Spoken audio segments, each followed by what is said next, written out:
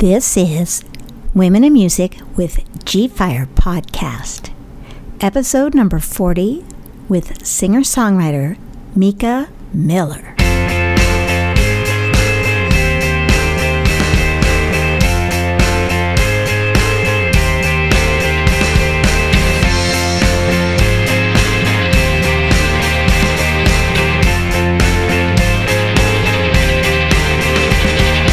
Well, it's so nice to meet you on Zoom.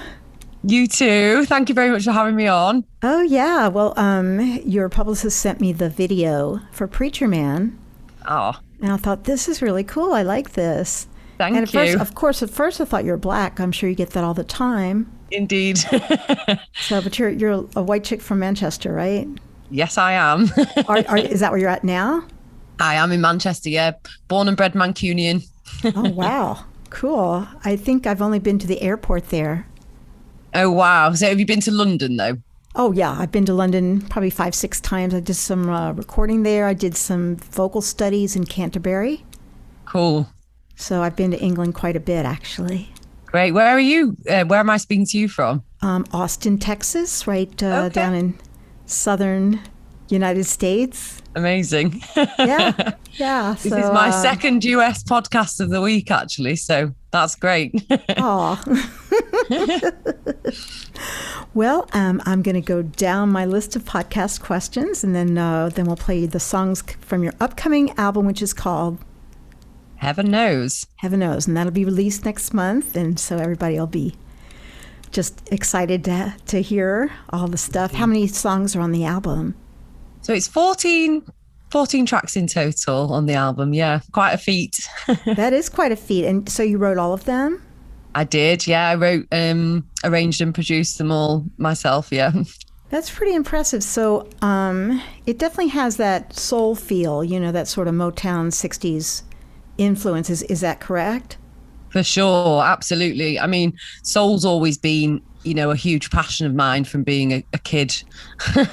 When I first listened to Stevie Wonder at 8 years old, I think that's when that sparked my enthusiasm for soul music. But yeah, I'm a songwriter first before anything else, for sure. I used to write poetry and stuff when I was a kid, and then I kind of got into songwriting gradually, and obviously like production and arrangement and all of that stuff kind of came later. But so it's taken a long old time to kind of get to the point where I was ready to express myself fully in all these songs. So this is great. I mean, when did you start writing songs? At 8? Yeah, funnily enough, I was showing some friends the other day who were around, helping me out with some work basically. And I was showing some friends like a songbook that I still have from when I was 8 years old. It's quite insightful for an 8-year-old, really. But yeah, it's been since then, really. And I think I started writing songs about 8, and then later on in my teens I think I stopped writing songs and started more writing poetry and just lyrics and things like that, and then it was a little later on that I kind of brought it all back together again. And how did you get into the production end? I mean, do you have friends or people that are also into the same type of sounds? Definitely. I mean, production's a funny one. So I spent a long time, I think, when I'd been writing songs for a number of years, and I was kind of, in my bedroom writing songs as a teenager. And then my dad's a musician, so he'd set up kind of like a makeshift home studio in our basement. And we, it was like a 16-track, old school sort of thing where you have to punch in and out if you want to do any overdubs, that kind of vibe.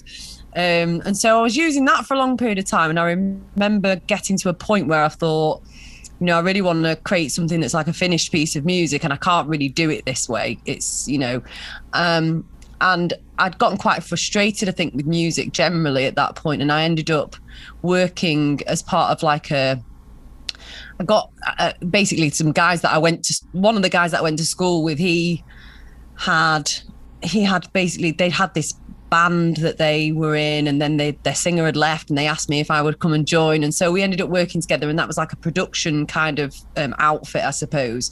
So I worked a lot in a studio at that point with them doing like electronic music, and after that I went and worked with another producer who was also an electronic music producer. So I suppose I got to grips with studio production through kind of doing that, really, and sort of sitting behind somebody going, you know, can we try this? A lot of the time, you know, men sitting in front of a computer and you're sort of sat at the back and it's your songs. And after a while, it, you know, I'm not to criticize anybody, because obviously they want to put their own spin on things, and that's what we do as creatives. But I think I sat for a long time at the back of the room trying to get my ideas over, and eventually came to the conclusion that if I wanted to make something that was mine, that was, you know, that truly showed the songs as they were intended, that I would need to do it myself and figure it out.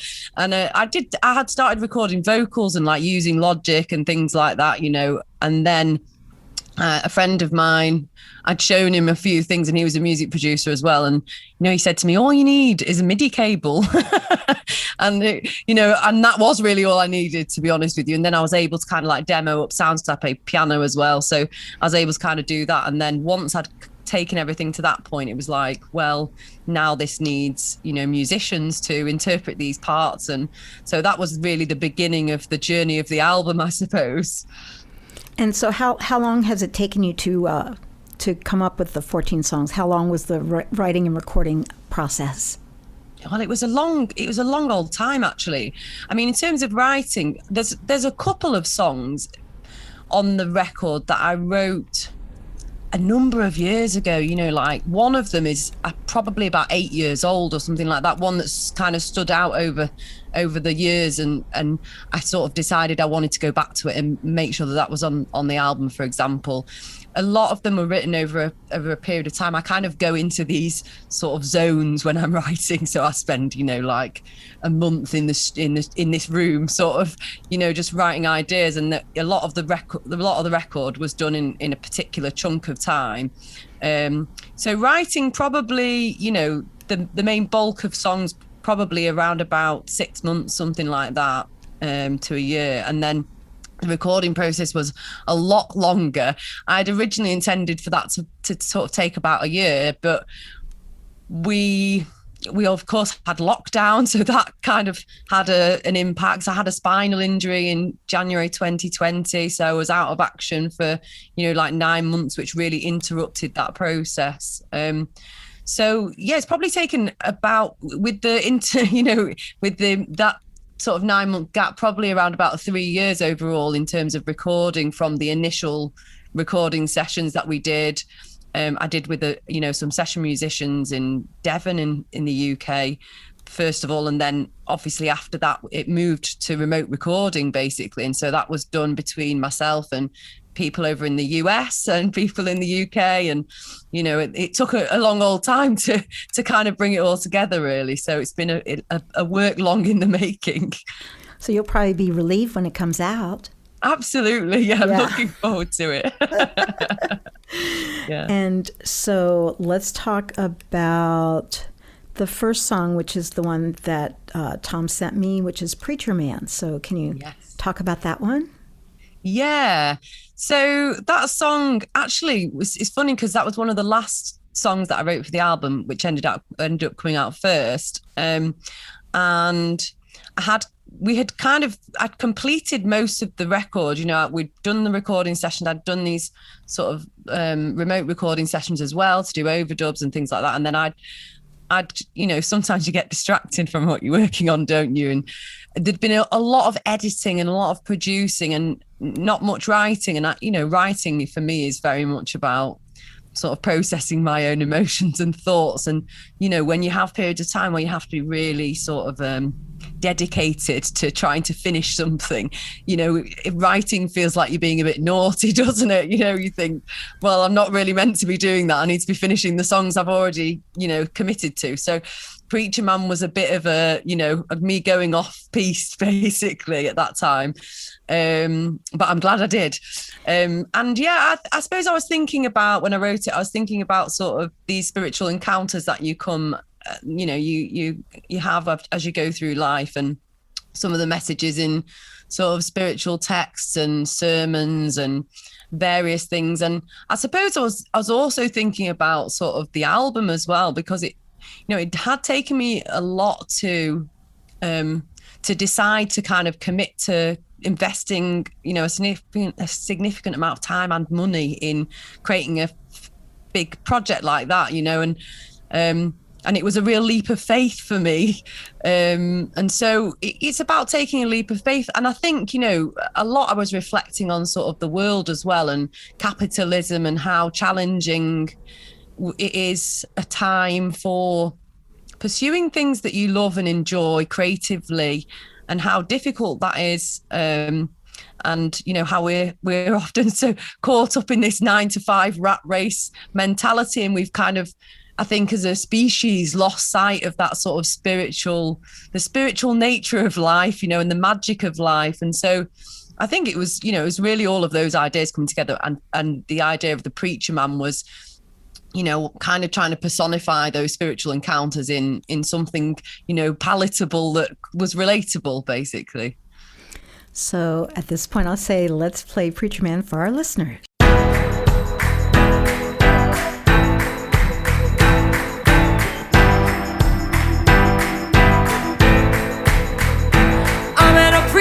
Man, and he said there ain't no soul without a gift. Oh, this preacher man wanted soul. Everybody standing on the edge of a cliff. Oh, this preacher man, what he said. Oh, this preacher said.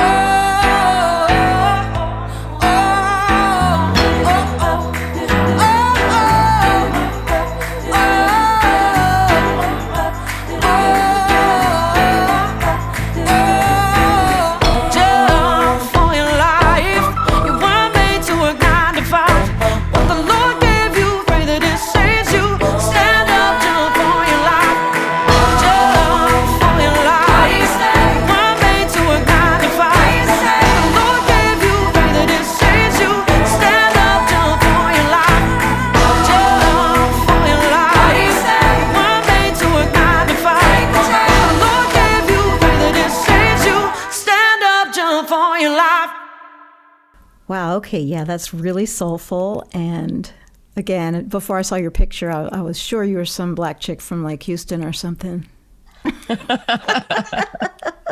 A lot of people have been saying that to me since I was young. You've got a very big voice for such a small person. For sure. I'm small too. I'm only 4'10". I don't know how do you do meters, right? Feet, yeah. I'm 5'5". So okay, yeah. So yeah. Well, it's really fun to hear you kind of pull this together and in a kind of like a funky way too. You know, it's not just message. It's all, you know, it's kind of got that nice R&B feel. Sure. Yeah, absolutely. Well, I think with the production, you know, it was something that I like that sort of very raw sound of with this particular production. I really didn't want to overfill it with lots of things. I really wanted to kind of bring that sort of very raw kind of gospel feel, and it's very much, you know, it's very much drawn from an American sound, really, isn't it? So I'm sure that's why it translates well to Americans as well as British people. But yeah, it was an interesting one. I ended up, when I wrote the bass line for that, I was like, this bass line, you know, is got something about it, but it needs the right person to perform it. And so I'd connected with a guy called Jerry Barnes, who plays with Chic, and he's done a lot with Whitney Houston in the past on Instagram, a while before writing it. And we talked about maybe working together at some point in the future. But obviously with lockdown and then moving to remote recording, that kind of made things possible. So he ended up playing bass on this record, and I love what he did with the bass sound and all of that sort of stuff. And then I brought in a guy from the UK who's an organ player called John Ellis, who's done a lot with Lily Allen and Corinne Bailey Ray, to give it some, you know, to give it some vibes as well. So yeah, that's the production really. That was a really good call as far as I can tell. Thank you. Really good. Like, yeah, this person can play bass exactly the way I'm hearing it, and this person can give it that gospel organ. Definitely. And I think that was the amazing thing actually about moving to remote recording. You know, if you generally, at the beginning, obviously I worked with a band in the studio for some of the tracks, and some of them were recorded like that, you know, in total. But I think moving to remote recording actually gives you the opportunity to do that and kind of hand select people that you think you're right for this particular song, you know. And I think going through that process actually probably made me a much more experienced producer, because you're working with a lot of different people. You get to work with people more one-on-one, you know, and kind of embed the ideas that you have in your head in a much more sort of detailed way, which is good for me because I'm a Virgo and I'm such a perfectionist. So I like that, you know, I like that attention to detail and working one-on-one rather than in a room where there's lots going on and you kind of can't fully, you know, and figure out exactly what it is here and there that needs to change to make it what it needs to be, you know. So it's kind of a silver lining actually of this Absolutely. era, that you were able to really get the right players. Yeah. Because it can make such a big difference. Yeah, 100%. And I think also just like the opportunity to work with people in other places, you know, there's obviously the sound is, you know, it takes a lot of influence from, you know, Black music of America, you know what I mean? And so I suppose having a mixture of sort of contributors in terms of the musicians that were involved, you know, some of the British musicians who played on a lot of like modern successful British soul music like Michael Kiwanuka and Tom Mishk and Cleo Soul, but then also taking, you know, musicians from that sort of the era of Whitney Houston or even predating that, you know, had Ricky Peterson play organ, who's done a lot of work with Prince. Bobby Sparks played organ and keys as well. So it was a real mixture of sort of musicians from across the ages of soul. And that was kind of my intention, I suppose, once I'd shifted my mentality into like, you know, how am I going to turn this into a silver lining? It was about that really. And I think ultimately that's sort of helped to develop a sound that I was going for, which was really sort of preserving that classic sound of soul music, but also bringing it into, you know, making it me and bringing it into something that's, you know, modern and up to date, you know? Yeah. And then the video was also cool. Thank you. Yeah. Can you tell me a little bit about that production? Yeah, I mean, that was such an interesting process. We shot 6 music videos in total for the record. How many? 6.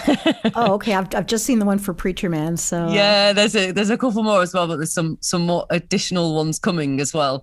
The Preacher Man music video was actually the last music video that we shot, and I felt like I'd been on a bit of a music video crash course because we'd shot so many videos, and I'd like creatively directed all of them and produced all of them and then edited some of them as well, or been involved in the editing process.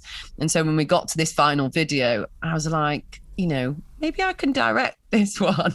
And I sort of went to the team and said, what does everyone think? Do you think I can direct it? And everyone was like, yeah, go for it. You can do it. So Preacher Man was the one that I directed, and I absolutely loved directing. It was very challenging for sure, particularly with all of the different variables that happened in the Preacher Man video. But yeah, I loved doing it. And I suppose the concept for the video was, when you think Preacher Man, there were all sorts of different ideas flying around, and obviously the the easy go-to would have been to do something in a church, right? So of course. So I wanted to stay away from that to some extent, but I also felt like something that had a connection to the song would be really important. And so after a bit of research and digging around and coming up with lots of different ideas, I looked into sort of like bell ringing, the tradition of bell ringing. And I loved the idea that, bell ringing historically was about bringing people back to faith or signaling some kind of message, And so the idea for me was really, obviously this Preacher Man is kind of, very passionate about the message that he's trying to spread. And so I thought it was lovely to have, this Preacher Man who would kind of bring this tribe of dancers together to ring the bells and call people to faith, sort of thing. It was very, very challenging to put together, because I'd gone and researched bell ringing. Very, very kindly, the Bell Ringing Association in the UK had, shown me around some ringing rooms and showed me about bell ringing. And, it's quite a musical, there's a lot of complexity to it that you wouldn't necessarily know from just observing or listening to church bells ringing. And so we ended up I ended up choosing Liverpool Cathedral, which is one of the biggest bell towers in the world, and it's an amazing space, and thankfully they allowed me to use it. But the difficulty there was because the bells are some of the heaviest bells in the world, it's really dangerous if anyone's around the ropes. So they basically said to us, absolutely no way that anyone would else other than these 12 people in the whole world who are trained to ring these bells can go into this bell ringing room. So we had this amazing bell tower, but no ringing room, basically. And so in the end, I was like, we're going to have to construct a ringing room. That's the only way to do this. But then you have all these issues with how are you going to make it look like, people are ringing the bell. So we ended up, there were lots of different ideas about how that was going to come to be, but we ended up attaching bungee cord to rope. So I was on Amazon ordering lengths of rope and all sorts of things, and it came over really well in the end. It works really well, but that was a very challenging thing, which involved a lot of maths, for example, and obviously styling it all and the production design. But overall I think it came across pretty much as it was in my head, for sure.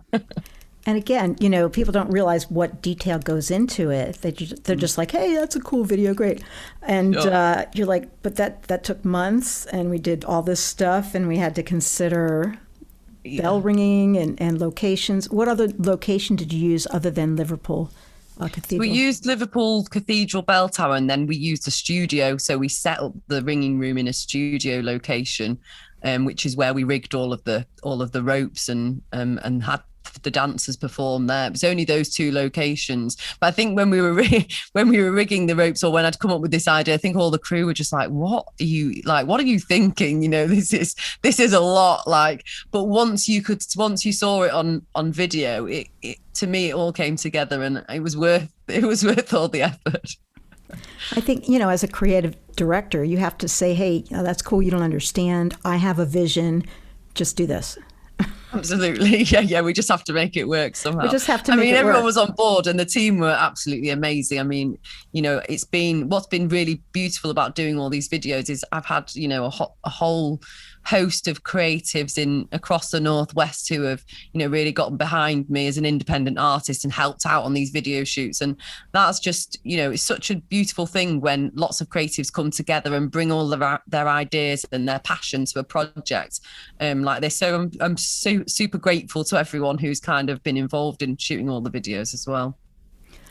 Well, can I talk a little bit about like fundraising? Did you do like a Kickstarter campaign, or did you just save a bunch of money up over a couple years? Because as an indie artist, we don't have this big record company money behind us. Right. So we have to be very creative fund-wise as well. What did you end up doing? So, I did think about doing a Kickstarter campaign, actually. That's an interesting question. And I decided that wasn't how I was going to approach it. And, largely it has been about saving. I teach, so I'm, using some of my wages to fund things. And obviously, some sales in the background and things like that are funding it. But largely, to be completely honest with you, I had some inheritance that was left to me, not a huge amount of money, but my sister decided to use that with her partner. They put together and, put a deposit down on a house. My brother invested it in Bitcoin, and I decided to make an album basically, and so I'm really lucky that happened, because I don't really know how I would have facilitated this independently.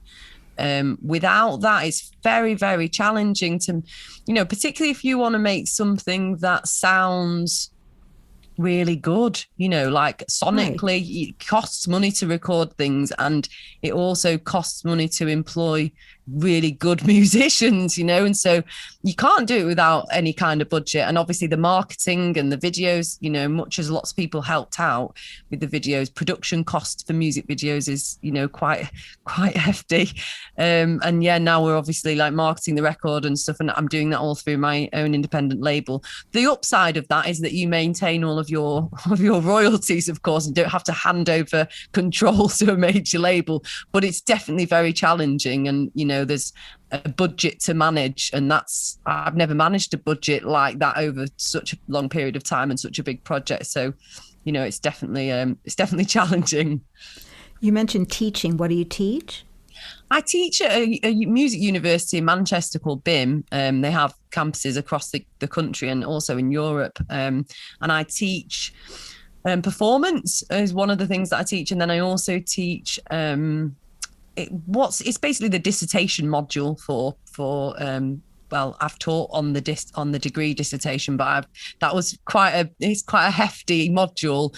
So I've moved into the college dissertation now. So my students are a little bit younger and more not as well behaved, but it's quite fun.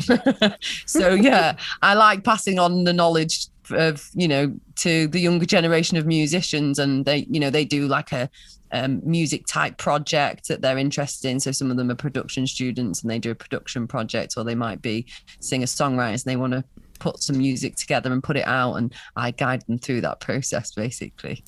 So that's great. I mean, you get paid to be a mentor. Sure, exactly. Yeah.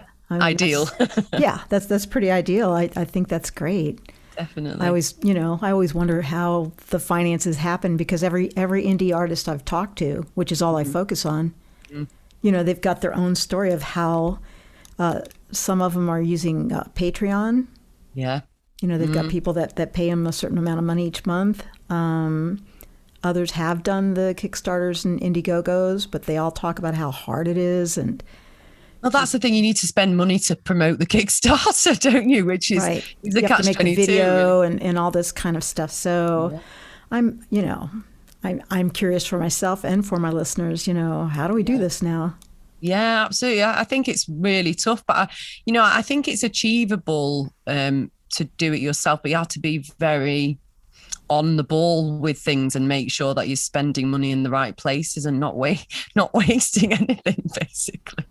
But yeah, it's definitely difficult. I mean, there's lots of great funding opportunities as well. I don't know how that is in the US, but in the UK we have like the PRS Foundation, and they do funding for artists and things like that. So an arts council, I believe, does artist funding as well. So maybe that's something for later down the line. Yeah, like I said, I'm always looking ahead for everybody I know and myself, and how are we going to fund the next project? So absolutely. Yeah, absolutely. Well, we've got one other song from your upcoming album, and it's called Girl. So tell me a little bit about that one. Oh, this song. So this is a song that I wrote actually after I'd had my accident. So again, it was one of the last songs to be written for the record. And I was reflecting on the relationships that I had with my former backing singers who worked with me for around about 4 or 5 years, and over a long period of time singing together and sitting round after rehearsals with a glass of wine. The bond between us was incredibly strong, and those women were so supportive of me, and we were all supportive of each other, and it was a really beautiful thing that and I was reflecting on those relationships, I suppose, at the time when I was feeling pretty, I suppose, quite low, really, after I'd had an injury, and it was very uncertain. I wasn't sure, how my recovery was going to go, whether I was going to recover, whether I was going to be in agony forever, basically. And I'm the first line is there with your head in your hands, and that's where I was, you know what I mean? But the song is kind of I suppose it's reflecting on the stories of those women that they shared with me, but also, when you hear other women's stories, as you'll know, it's like looking in a mirror often, isn't it? You can relate, can't you? So it was kind of drawing on all of their stories and also drawing on my own story and trying to create something that was sort of uplifting for women, I suppose, in those times where it gets tough, and that sort of, and reflecting on that friendship and that bond that women have between them. And it's amazing, actually, because obviously the women who'd worked with me for all of that period of time, they're so incredible. Angeli, who I feature, her nickname's actually Angel. So in the second verse of this song, it says Angel, and I'm talking about her. But obviously, for somebody who didn't know, they'd just think I was referring to somebody generally as Angel. She's like a racial activist, and it's just incredibly inspiring, and a beautiful human being who I have a huge amount of respect for, and has particularly been inspiring to me in that area as well. Unfortunately, those women couldn't continue to support this project because they've got lots of important work to do themselves, and time, gradually evolves. So it's lovely that I've got a song that enables me to kind of capture that moment in time and reflect on it continually. So yeah, I'm really pleased that came together and is on the album. Well, now let's listen to that track. Girl, don't wish your life away. It's a do-round, got nothing but today. Just know that you belong, and the moment's here to stay. Don't get lost in yesterday. Tomorrow's just a day away. There with your head in your hands. Come on, darling, you've got the world in your sights. And I know life is a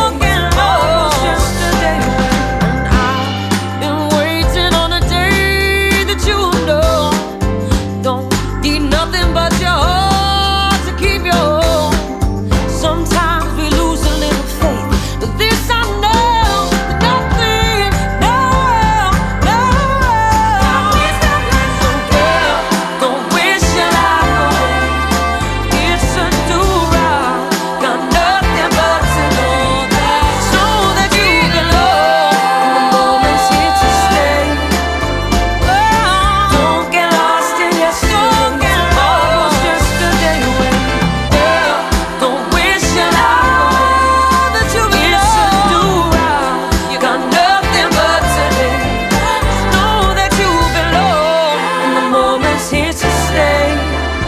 Oh, don't get lost in yesterday. Tomorrow's just a day away.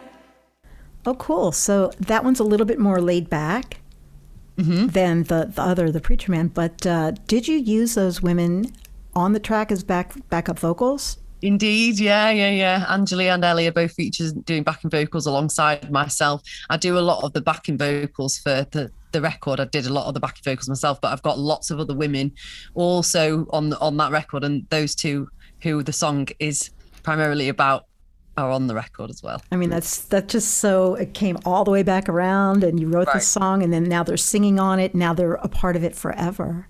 Absolutely. And it was a beautiful vocal session because they knew that I explained to them, I've got this song. It was inspired by you guys. Can you come and sing on it? And I remember when I played it to them, and it was just a very beautiful recording session. That's amazing. Well, let's talk about how to get a hold of you. What is your website? So it's www.micamillar.co.uk. And it's Millar with an A-R. I know, I kept misspelling it. Lots of people do. Yeah. Ironically, the last woman I interviewed, her last name's Miller. Oh, really? Yeah. Is that with an ER as well? No, she's Heather Miller with the E. So yeah, with an E. Well, I pronounce it Miller as well, but it's a Scottish version of Miller. So it's probably supposed to be pronounced Millar, but I don't pronounce it Millar. Just that sounds like I'm being posh, I think. I understand that, yeah. And I'm glad that they put Mica on the press release. It says on the pronunciation, the actual the way you pronounce your name, because yes. That's great. So that's probably where the best place for people to go to contact you, right, is on your website? Yeah, indeed. Yeah, and that has links off to, all the social media profiles and everything else. So are there any other plugs, anything else you want me to promote other than it's the album's called Heaven Knows? The album's called Heaven Knows. It's going to be out in June.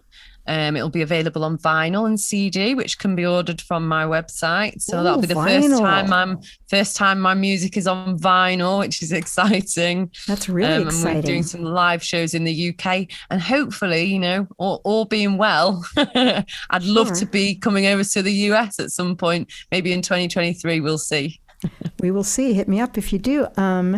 Do you travel with a full band in the UK, or do you bring tracks with you, or a little bit of both? Full band, yeah. It's 10-piece band, 3 backing vocalists, guitar, keys, organ, bass, drums, the full works. So just this humongous operation. Okay. And you already have a tour booked, or you're kind of working on that? That is booked, yeah. We're just we're going to be announcing tour dates very, very soon, but for a show in Manchester and a show in London in the UK. Awesome. That's amazing. Yeah. I would love to see that. A 10-piece band plus 3 backup singers and yourself. So yeah, 14 people on stage. Yes. Wow. That's massive. That's awesome. Well, like I said, it's been a pleasure speaking with you today, Mica. And I look forward to seeing some of those other videos. Thank you so much for having me. It's lovely to speak to you. Absolutely. Have a great rest of your evening. You too. Thank you very much. Bye-bye. Bye.